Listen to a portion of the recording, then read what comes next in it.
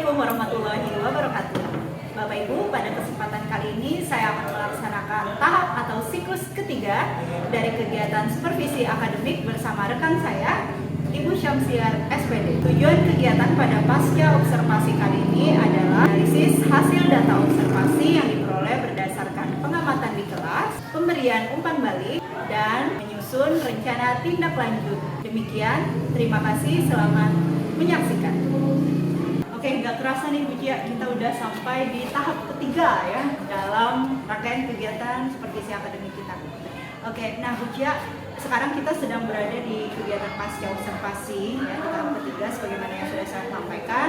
Tujuan kegiatan pasca observasi ini adalah diharapkan nanti kita dapat sama-sama menganalisis data hasil observasi yang sudah kita peroleh berdasarkan hasil pengamatan atau observasi, kemudian pemberian umpan balik, dan juga nanti diharapkan dari umpan balik ini Bu Cia bisa menyusun rencana strategis atau tindak lanjut ya, yang nanti bisa dilakukan gitu. Oke Bu Cia, pertama untuk kegiatan ini nih, setelah nanti pasca obrolan pasca observasi ini di akhir, apa yang pengen Ibu Cia dapatkan? Tentunya kalau melalui aksi tadi, Ibu Mei sudah melihat. Bagaimana? Harapan saya dapat mendapatkan umpan balik yang berupa data dari proses pembelajaran yang sudah saya laksanakan di dalam kelas, sehingga dapat memperbaiki apa yang masih kurang. Jadi Bu Cia ingin mendapatkan umpan balik berbasis data ya. Mungkin ada hal-hal yang kita nggak terasa nih ya, tapi itu terjadi. Oke. Baik Bu Cia, itu yang ingin Bu Cia dapatkan. Sebelum lebih lanjut nih, saya ingin mengulas dulu tentang pembelajaran sedikit yang telah Ibu Cia laksanakan ya. Ibu Cia tadi melaksanakan pembelajaran matematika umum di kelas 11 MIA ya Bu, pada materi inverse matrix 3x3. Untuk kegiatannya sendiri tadi Ibu Cia sudah melaksanakan dengan metode diskusi dan kerja kelompok. Untuk modelnya, model PBL. Kemudian untuk tujuan pembelajaran sendiri yang sebagaimana Ibu sampaikan di tahap pra-observasi adalah siswa mampu menyelesaikan ya, permasalahan yang berkaitan dengan SPLTP, kemudian menggunakan inverse matrix 3x3, gitu benar ya Bu Cia? 3x3. Udah 3x3, benar ya? Nah, dari proses kegiatan tadi, bagaimana perasaan Bu Cia dan bagaimana Ibu Cia melihat secara keseluruhan rangkaian kegiatan yang sudah dilakukan? Iya. Dari aksi tadi ya Bu, proses pembelajaran yang sudah saya lakukan cukup nervous karena ada pengamat, ada Ibu Mei yang mengamati. Tapi saya merasa puas juga sudah melaksanakan pembelajaran sesuai perencanaan, mulai dari pendahuluan, menyampaikan tujuan, memberikan motivasi kepada siswa, dengan memperkenalkan penemu matriks yaitu Arthur, sehingga siswa dapat mengambil suatu pembelajaran yang menarik. Pada inti sudah terlaksanakan sintaks sintak, model PBL, mulai dari orientasi kepada masalah, mengorganisasi siswa dalam bentuk kelompok, membimbing penyelidikan, mengembangkan dan menyajikan hasil karya serta menganalisis dan mengevaluasi. Saya merasa itu sudah terlaksana dengan baik. Kemudian pada penutupnya sudah terlaksana juga, mulai dari memberikan kesimpulan, siswa menyimpulkan bersama dengan guru, kemudian evaluasi individu dan refleksi. Itu sudah terlaksana dengan baik.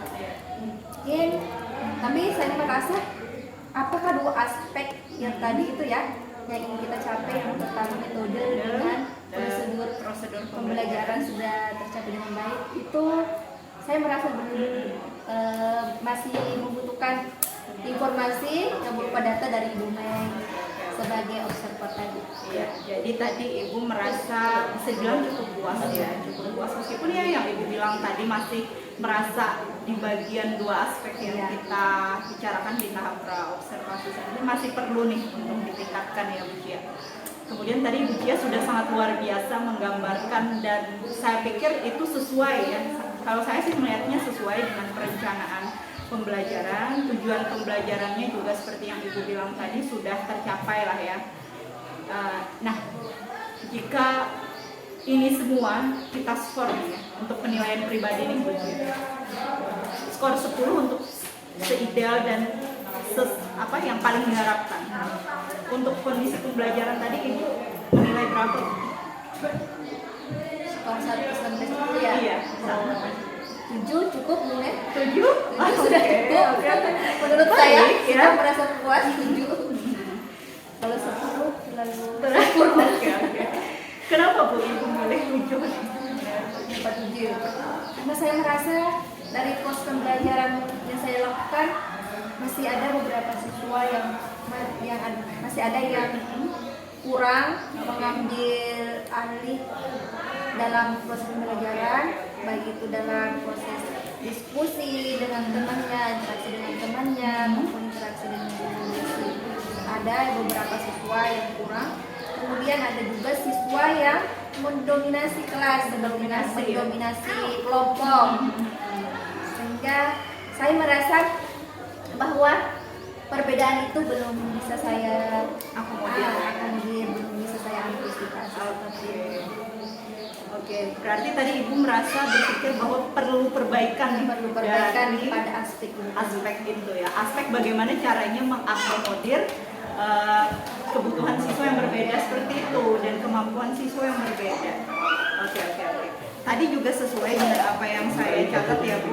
Tadi kalau Ibu Cia bilang ada beberapa siswa yang kurang terlibat, iya itu ada di dalam catatan saya juga. Kemudian ada siswa yang terlihat mendominasi. Seperti misalnya Siti Rabi, kalau dalam catatan saya ada 8 kali dia memberikan respon atau menunjukkan interaksi baik itu dengan gurunya ataupun dengan teman-temannya selama proses diskusi ya. Kemudian ada Endang 5 kali, Rina 4 kali, yang lainnya rata-rata 1 kali. Dan ada 3 siswa yang sangat mencolok ya, yang lumayan lah ya. Dia belum terlihat terlibat dalam interaksi utamanya pada saat diskusi kelompok. Misalnya seperti Salmira, Sarida, dan Adrian ya. Betul seperti itu Bu Cia? Iya, betul. Oke. Nah, kalau Ibu Cia melihat 3 siswa ini nih, yang tadi Ibu Cia bilang ada siswa yang tidak terlibat, 3 siswa ini berdasarkan catatan saya, apa tuh Bu penyebab beberapa siswa itu tidak terlibat kira-kira? Menurut saya kenapa tidak terlibat? Karena kemampuan prasyarat tadi. Oke, kemampuan prasyarat yang harus dimiliki siswa sebelum masuk ke pembelajaran informasi materi seperti operasi materi, penggunaan materi itu kan sangat perlu. Iya. Sehingga karena mereka belum bisa memiliki kemampuan ini, mereka jadi terkendala dalam tahapan selanjutnya ya, materi yang selanjutnya. Oke, karena ya itu tadi ya kemampuan prasyaratnya. Nah, kalau misalkan nih seperti yang Ibu Cia tadi bilang bahwa ada kondisi di mana siswa belum memenuhi kemampuan prasyaratnya sehingga menyebabkan mereka tidak terlibat aktif dalam pembelajaran. Kalau kegiatan pembelajaran ini kita reka ulang dan pasti Ibu Cia terpikir tentang antisipasi. Antisipasi apa yang mungkin terpikir oleh Ibu Cia untuk menghadapi situasi seperti itu? Yang pertama mungkin dengan memberikan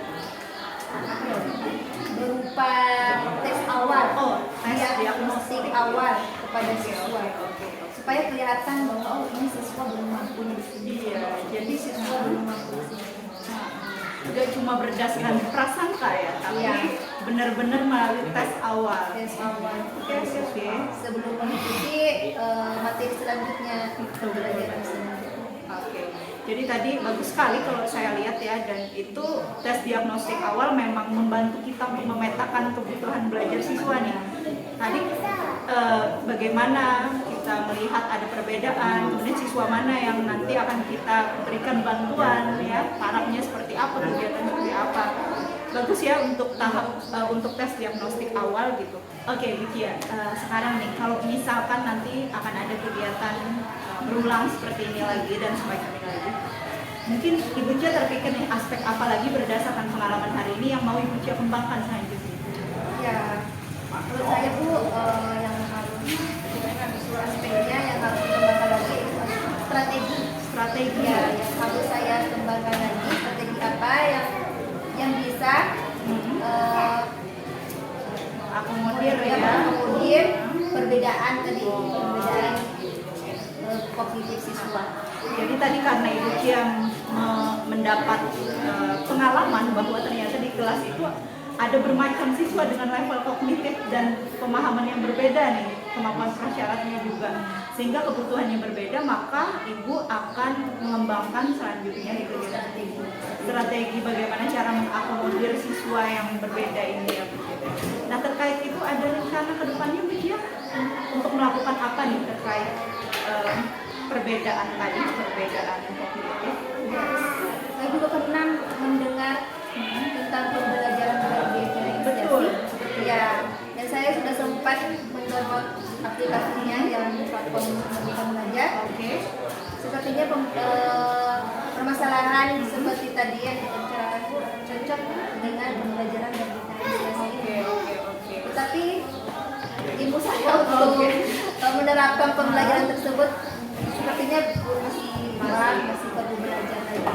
Jadi Bu Cia merasa bahwa kira-kira ini berkaitan dengan pembelajaran berdiferensiasi yang sekarang lagi luar biasa booming ya.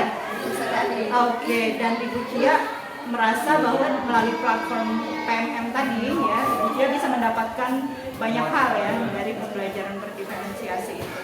Selain itu Bu, ada lagi selain mendownload kemudian belajar dari PMM, kira-kira ada lagi nggak Bu Cia? Beberapa guru di sekolah kami sudah ada beberapa seperti Bu Dewi bahasa Inggris sudah menerapkan pembelajaran berdiferensiasi di kelas. Beliau sudah pernah. Jadi mungkin saya bisa bertanya kepada beliau, ngobrol seperti apa pembelajaran berdiferensiasi. Oke, jadi yang bisa saya tangkap ada dua rencana nih yang mau Ibu Cia lakukan. Selain memperdalam lagi tentang materi pembelajaran berdiferensiasi melalui PMM tadi, platform Merdeka Belajar, Bu Cia juga mau diskusi dengan guru yang sudah lebih dulu nih melaksanakan pembelajaran berdiferensiasi itu sendiri di kelasnya ya, Ibu Dewi ya, Ibu sejawatnya Ibu Cia. Oke. Nah, untuk dua rencana ini nih, kendala yang mungkin muncul. Ya sebagai ibu rumah tangga juga. Oh iya betul. Punya banyak kesibukan ya. Betul. Tentunya terkendala dengan membagi waktu, manajemen waktu. Tetapi ya seperti yang sudah harus ada strategi ya. Harus ada strategi bagaimana cara membagi waktu supaya ada waktu yang tersisa untuk belajar tadi, belajar tentunya bersama. Kita harus meluangkan waktu yang cukuplah sebenarnya untuk ngobrol. Jadi Bu Cia sudah menyadari nih ya bahwa untuk bisa memperdalam tentang pembelajaran berdiferensiasi tadi untuk harus belajar dan menyediakan waktu. Di lain sisi juga urusan domestik ya, kita nggak bisa berlepas diri dari itu juga. Untuk strateginya tadi Ibu bilang manajemen waktu yang baik. Ada lagi mungkin peluang yang Ibu sampaikan, bagaimana dengan jam pelajaran saat ini? Untuk saat ini mungkin ada sedikit peluang karena kelas 12 kan sudah selesai ujian, jadi ada sedikit waktu untuk meluangkan waktu belajar menggunakan aplikasi tadi yang platform kameranya. Dari dua rencana itu, rencana prioritas bagi Ibu yang mana yang bisa dilakukan dalam jangka waktu paling dekat? Ya, yang besar peluang mungkin yang tadi belajar dulu ya. Sambil ngobrol-ngobrol. Oke, berarti Ibu Cia berpikir bahwa prioritas yang bisa mungkin dilakukan dalam jangka waktu terdekat adalah berdiskusi dengan Ibu Dewi yang lebih dulu tadi ya, melaksanakan pembelajaran berdiferensiasi. Oke, komitmen Ibu Cia nih untuk melaksanakan rencana ini bagaimana? Mungkin besok saya sudah bisa belajar di Ibu Dewi karena ada jadwal tiket bersamaan. Jadi bisa mengobrol sambil tiket seperti itu tentang pembelajaran berdiferensiasi. Oke, bagus sekali. Ini namanya pemberdayaan waktu ya. Bisa juga dari guru ya. Oh, bisa. Sejawat. Siap. Dengan senang hati Bu Cia. Ya, berbagi. Ya, selain Bu Cia juga belajar, saya pribadi juga tentunya bisa belajar banyak hal ya Bu Cia. Oke, tadi rencana prioritasnya sudah, komitmennya tadi Bu Cia secepatnya ya, besok ya menggunakan waktu yang ada daripada bengong aja ya tiket ya. Penting sambil belajar dan berdiskusi. Siapa yang bisa bantu Bu Cia nih untuk melaksanakan Ya. Tidak perlu mencari yang jauh. Oke. Sudah ada di dekat saya ini. Berdayakan yang dekat-dekat Iya, dekat aja. Siap. Saya siap membantu ya untuk melancarkan atau merencanakan aksi ini ya. Oke. Ngomong-ngomong soal apa yang sudah kita lakukan sejauh ini, dari awal proses pra-observasi, kemudian observasi dan pasca observasi sampai titik ini, apa yang sudah Ibu Cia dapatkan? Ya, alhamdulillah saya merasa puas dengan umpan balik ya. Jadi berupa data yang sudah diberikan dari proses pembelajaran yang sudah saya laksanakan dari aksi saya, dan saya akan berusaha memperbaiki apa yang masih kurang dan merencanakan tindak lanjut untuk pembelajaran selanjutnya seperti itu. Betul. Tadi saya tangkap Ibu Cia udah membahas tentang rencana tindak lanjut. Jadi seperti yang sudah kita ketahui ya Bu Cia, sebenarnya supervisi akademik ini dia berupa roda. Kenapa dia disebut roda? Karena prosesnya tidak berhenti. Jadi setelah perencanaan, belajar melalui proses itu tadi, kemudian ada refleksi, pemberian umpan balik dan sebagainya. Nanti direncanakan lagi perbaikannya, dilaksanakan lagi, belajar lagi, kemudian umpan balik lagi. Ya, jadi begitu seterusnya, tidak akan pernah berhenti proses pembelajarannya. Dan di sini tadi sebagaimana yang udah Ibu sampaikan ya, Ibu mendapatkan banyak hal, sama saya juga mendapatkan banyak hal dari sesi kita ini, dari kegiatan supervisi akademik ini. Dan semoga kita harapkan sama-sama tujuannya bisa tercapai ya, untuk tentunya mempersiapkan pembelajaran yang lebih baik untuk siswa-siswa kami. Dan juga di satu sisi kita bisa meningkatkan kompetensi kita sebagai guru ya. Oke. Saya pikir kita udah ada di akhir sesi nih Bu Cia ya. Ini nanti terakhir saya mohon Ibu Cia bisa membantu saya untuk mengisi umpan balik ya selama proses kegiatan kita diberikan di sini. Nah, nanti di sini juga ada kesepakatan untuk mengisi lembar pasca observasi. Silakan Bu Cia baca dulu. Kalau sepakat nanti bisa dibubuhkan tanda tangan. Terima kasih Bu Cia untuk waktunya dan sudah terlibat dalam kegiatan. Sampai Iya, tidak jera kan ya? Iya, ternyata supervisi akademik ya. Enggak seseram yang saya bayangkan. Syukur alhamdulillah ya kalau nggak seseram gitu ya. Sampai jumpa lagi di kegiatan selanjutnya. Semoga Ibu Cia sehat dan keluarga sehat, anak-anak juga lancar ya. Terima kasih sekali lagi Bu Cia. Sama-sama.